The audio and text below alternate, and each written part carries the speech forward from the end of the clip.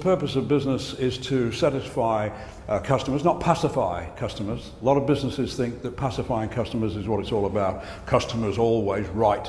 About what? What do they write about? There's only one thing the customers write about, and that's how they wish to be treated, thank you very much, but they don't know about optometry, and they don't wish to know. They were hoping you would know and pass that information on.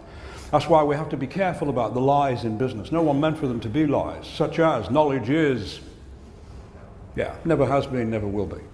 Giving knowledge is power, not having knowledge. Knowledge doesn't belong to you, it belongs to those you serve. It's about as simple as that.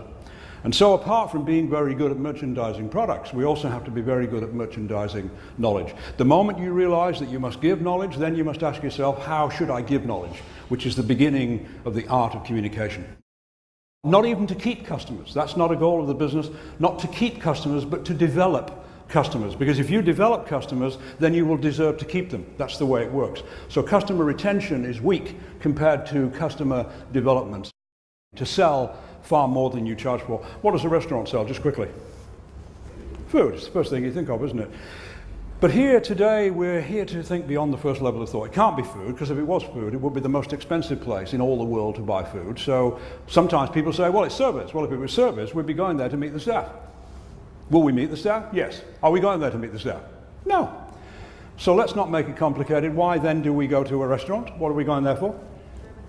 Yes, good time, pleasant experience with family, with friends, with business associates, yes or no? It's very simple when you think about it. So what a restaurant sells and what we buy is a pleasant experience. But what do we get charged for on the way out? Food and drink. So in a restaurant, there is a classic value gap. The distance between what is sold, pleasant experience, versus what is charged for, food and drink. That value gap in our society is acceptable, understood, and very much appreciated. But the news is that many businesses don't have a value gap. What they sell basically equals what they charge for. And when that happens, there are many problems. The first problem is that customers don't complain about it because they don't know about the value gap. So it's critical to have a value gap. Have you read in recent times about the problems facing bookstores? Yes?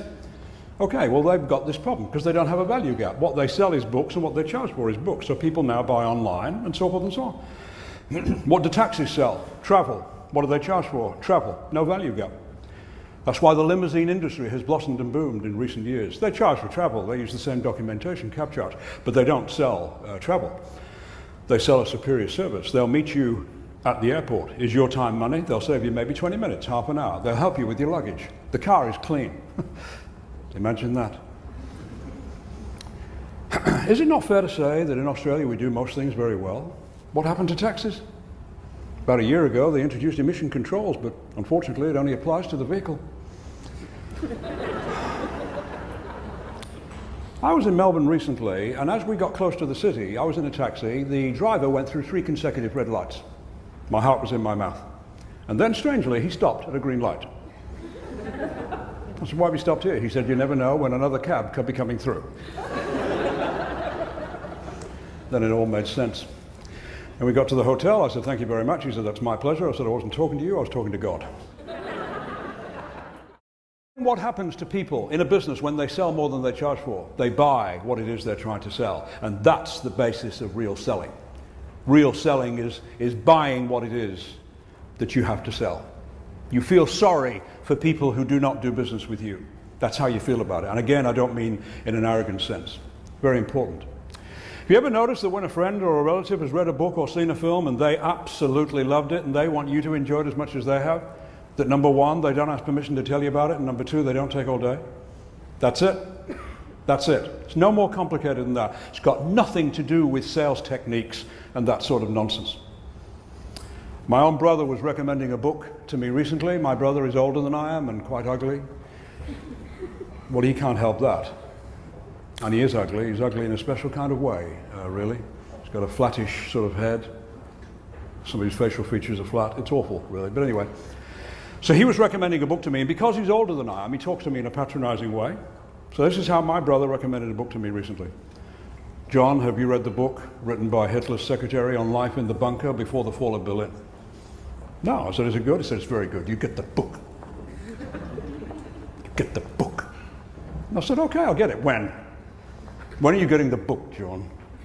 We'll get it right away. You get the book. This is how my brother recommends books to me. I'm not advocating you do this, by the way. And we used to be like that as boys. We used to fight hammer and tongs, but I always won because I had the hammer. Maybe that's why he's got a flat head. So you're not dealing with customers, you're dealing with people. We can call them customers, doesn't matter, it's got nothing to do with it, but treat customers as people, never treat people as customers. All opportunity, all potential lies with people, not with customers. The word customer means buyer, so have a guess what buyers are interested in. Price and convenience. That's what they're supposed to be interested in.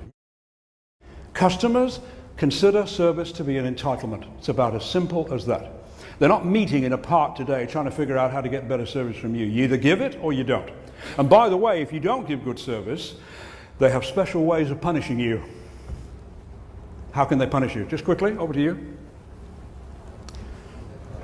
Yeah, they could stop doing business with you. Anything else they could do to hurt you? They could tell other people, yes?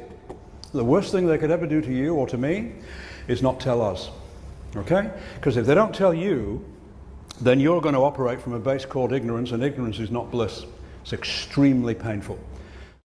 First call I ever made was so bad, it's with me to this day. I know exactly what I said, I know exactly what the customer said, it was embarrassing, it was almost humiliating. But as I walked out of the place that I went into, almost as quickly as I'd entered, by the way, I said to myself, I did that wrong. So I hope you're in the habit of saying that to yourself. Not in a neurotic way, but in a professional manner. I did that wrong. There's an old saying, it's amazing how much they changed since I changed.